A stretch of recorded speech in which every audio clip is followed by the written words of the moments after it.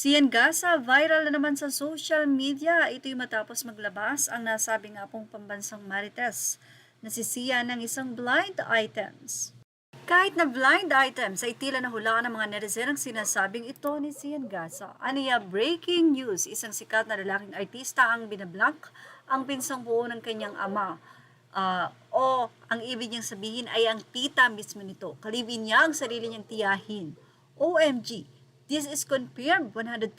Buong ang kanila ay galit na galit sa kanilang dalawa.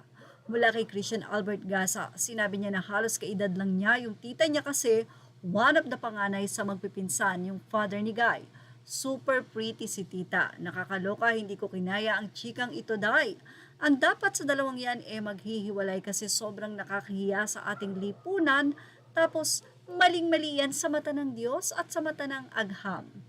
Tapos kami na lang tita, single naman ako, never been married, no girlfriend din, walang sabit. Higit sa lahat, hindi kami magkakapamilya, biro pa ng nasabi nga pong si Sian Gaza. Sa nasabing post na ito ay may picture na may nakatakip. Kaya naman ilang mga netizen ang nahulaan ito.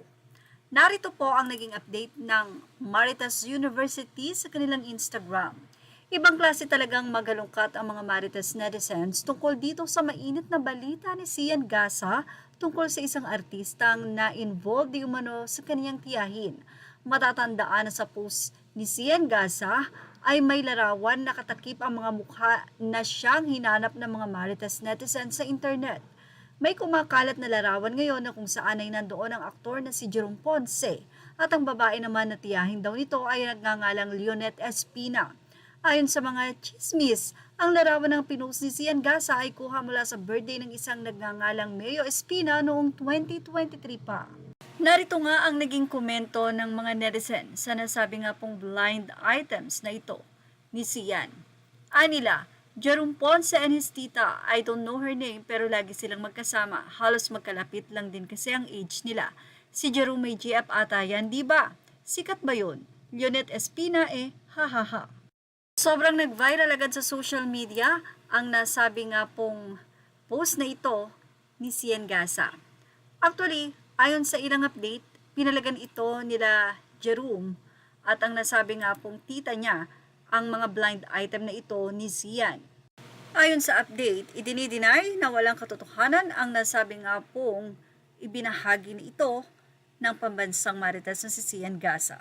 Well, marami po ang nangingilo at nagdidiri kung sakasakali man daw ito may katotohanan at dapat daw talaga ito ay maiwasan at ihinto na kung sakaling tunay man daw ito. Well, ano ang masasabi niyo about dito? Kahindik-hindik po ba? Ilagay na ang inyong opinion sa ating comment section. Images or all credit to the rightful owners. Please like, share, and subscribe.